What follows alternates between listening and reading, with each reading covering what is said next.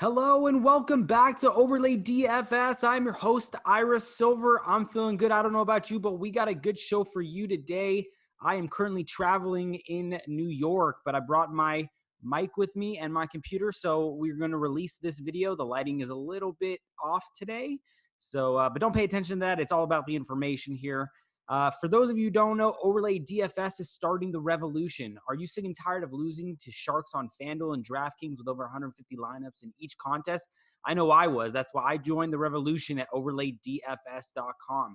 So today we are going to talk about the overlay matchups on Sunday, week number 6, I believe, and the Super Contest Picks. We're going to do a little bit of a brief recording, just running all over New York City here. I stopped in at my friend's house to record this, and then we are going off to a bar to go watch the Patriots crush the New York Giants.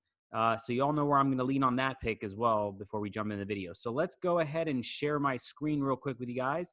We'll go ahead and talk about some of the matchups on OverlayDFS.com first. So we got a couple interesting matchups to talk about. For those of you who don't know what the payout structure is on Overlay, it's pretty simple. You enter a contest, you pick your players on who you want, right? You pick Patrick Mahomes versus Deshaun Watson, whichever side you like, Russell Wilson versus Lamar Jackson, whichever side you like. If you're right, you get a win. If you're wrong, you get a loss. You got to pick 12 matchups and then 3 alternates in case there's inactives on Sunday morning. The object of the game is to stay consistent and go and finish in the top 10% of the entries in your contest, and you'll win 9 times your buy-in. So, for instance, this week in the $100 game, if you finish in the top 10%, you will win $900, which is 9 times your buy-in. But the great thing is if you go a perfect 12-0 in your selections, you'll win the grand prize, the progressive bonus of over $27,000 right now. That number should grow by Sunday. We're recording this Thursday, right before the Giants game, so it's a little bit of a rush here, but that's the object of the game. Make your selections, who's going to win, who's going to lose, most total fantasy points between these two players and these two players. If you're right, you get a win. If you're wrong, you get a loss. So let's jump right in. So a matchup I really like this week, and I want to talk about Kyler Murray versus Matt Ryan. Kyler Murray, he is very inefficient in passing the ball this year. However, he's still a top 10 rated fantasy quarterback. Going up against Matt Ryan, Kyler Murray is at home. Matt Ryan is on the road. Matt Ryan does play worse on the road for sure, but he definitely has a better offensive team around him than Kyler Murray does right now, with Christian Kirk banged up. Looks like David Johnson's a little banged up right now, but Chase Edmonds isn't too far of a drop off for him. So yeah, I don't know where I would go in this one, but it'd be an interesting matchup to see who goes ahead and takes this one down. I'm not sure if this will be a high pick game, this matchup here, but it'll be interesting to see who finishes on top. Next matchup on the board, which I really like, Dalvin Cook versus Alvin Kamara. Dalvin Cook Minnesota just wants to run the ball. Dalvin Cook looks like a stud. He really looks like the best running back in the league right now. Alvin Kamara, we all know what he does. Great runner, very fast, lightning speed, catches the ball out of the backfield very well. He's going up against Jacksonville on the road. They're going to use him a lot here. Again, Drew Brees is still out, so expect Kamara to have a high volume day. But Minnesota loves to run the ball. Philly is a little bit tough to run the ball on, but Cook will definitely get his touches here in this matchup. Another interesting matchup I love is DeAndre Hopkins versus Julio Jones. Julio on the road against the Arizona Cardinals. DeAndre on the road in Kansas City. Both should be shootouts. Both of these games should be shootouts. It just depends who you like and which side of the coin you're on here. But that'll be an interesting one to see as well. Moving down the list here, I thought this was an interesting one just because we haven't, I don't believe we've done this one yet this year. Travis Kelce versus Cooper Kupp. Cooper Kupp looks like a total stud right now, even though Jared Goff, in my opinion, is not playing well.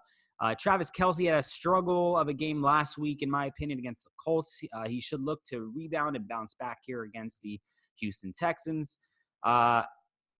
Next matchup on the board we want to talk about here.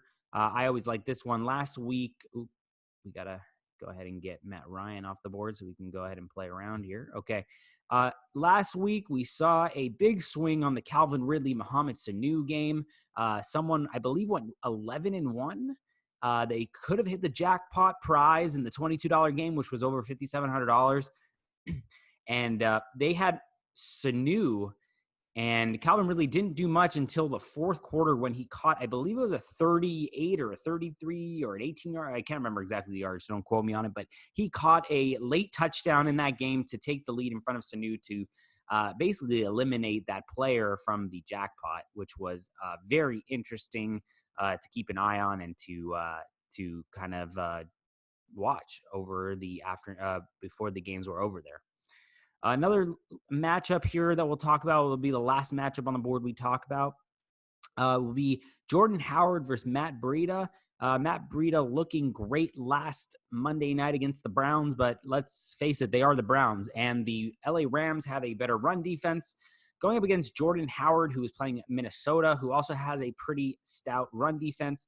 I'm not sure who I like in this matchup, but it'd be interesting because both going up against tough opponents. Jordan Howard, known as the goal line touchdown back, while Miles Sanders is getting a lot of the work between the 20s. Matt Breida is Breida, however you want to pronounce his last name. He is a electric, dynamic, and very fast running back out of the backfield for San Francisco. They will be missing their fullback in Kyle Juszczyk, so keep an eye on that. I think that definitely downgrades his stock here in this matchup. But it'll be interesting to see who finishes there. All right, let's jump into the super contest here. All right, guys. So last week we went 3-2 in both the super contest and the Circa Millions. We were 3-1 going into Monday night. We had the Browns, which was obviously the wrong side from kickoff. Let's go ahead and talk about our 5 plays this week. We'll just run through all the games real quick. Patriots on Thursday night in about an hour and a half from now. They are laying 17 at home against the New York Giants. This is not one of my plays. I just couldn't decide if I wanted it to be on the board for me or not. But the Patriots minus 17 would be the only play here for me. I think the line right now is 16.5 in some spots. I would look to lay 16.5 if I was a betting man. Next game on the board, I believe this one is in London. It is the Carolina Panthers laying 2.5 against the Tampa Bay Buccaneers in London. It's a 9:30 Eastern Standard Time game, which means 6:30 out there on the West Coast. So if you didn't make it home from the bar at 5:30 in the morning and the after party's in LA, make sure to turn the game on and maybe fall asleep to it because it might be a snooze fest, but it might be a blowout. Who knows? It depends how their body clocks are reacting here. This is not a play. I think it might be a play for me. Tampa Bay plus the 2.5. There's not a lot of games I love on this slate, to be honest with you. Ravens at home playing against the Bengals, laying 11. The point spread's just too big for me to go ahead and lay this. If I had to pick a side, obviously the Ravens. However, I just, these division games, it's hard to give up that many points in a division game. Moving on, Browns at home against the Seattle Seahawks. I like the Seahawks here, -1. Browns just look terrible. They're poorly coached, and Baker Mayfield looks like the next coming of Johnny Manziel. Next game on the board here, Chiefs at home, laying 4.5 against the Texans. I like the Texans here in this spot. However, I don't love to bet against the Chiefs, so it's a stay-away game for me.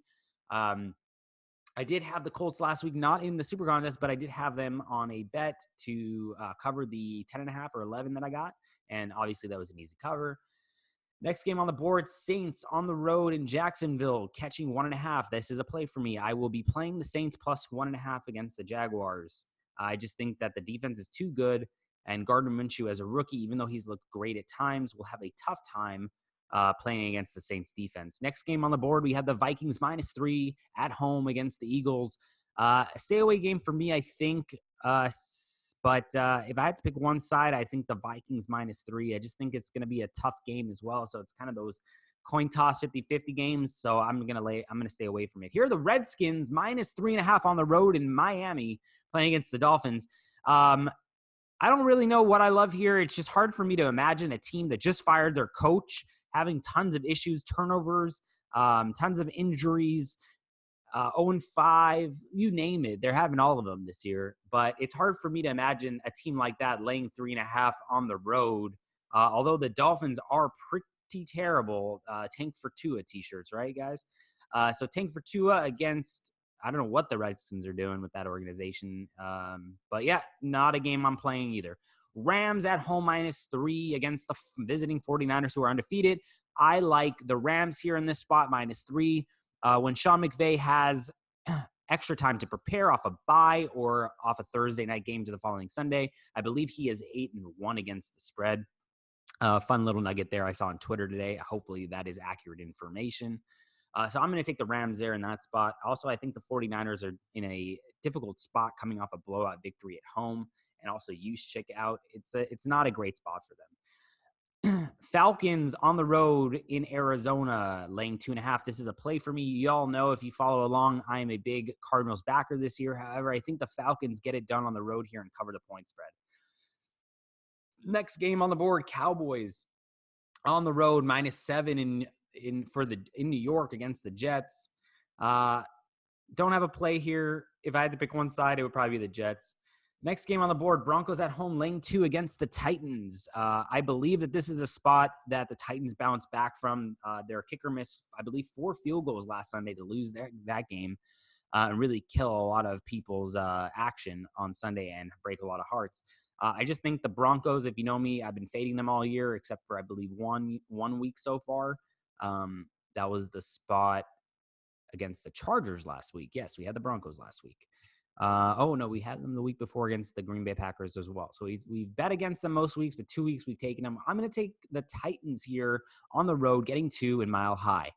Chargers, Sunday night game, Chargers at home, -6.5 against the Pittsburgh Steelers. I'm going to go ahead and take, that's not a play for me, but if I had to take one side or the other, I think this is a bounce back spot for the Chargers in prime time on Sunday night, even though I hate backing them with such a big point spread at home, which is not really home field advantage. I believe there will be a ton of Pittsburgh fans there, but if I had to lean one way or the other, it would be Chargers -6.5. And the Monday night football game, Packers at home, laying 4 against the Detroit Lions. Not a play for me here, but if I had to make one decision, it would probably be the Lions.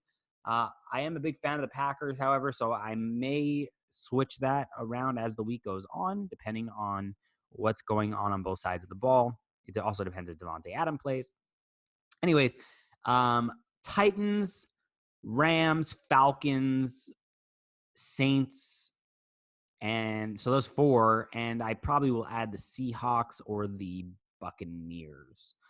So that's it for this week's episode. Sorry again for the bad lighting. I am traveling, so I'm just doing this so that all you guys out there can get a glimpse of what we're doing here at Overlay and follow along with our picks on the Super Contest. Again, you can follow us on all social media at OverlayDFS on Instagram, Twitter, Facebook, YouTube. Please like, comment, subscribe. DM if you have any questions. Feel free to always reach out. Again, I'm your host, Ira, and thanks so much for stopping by.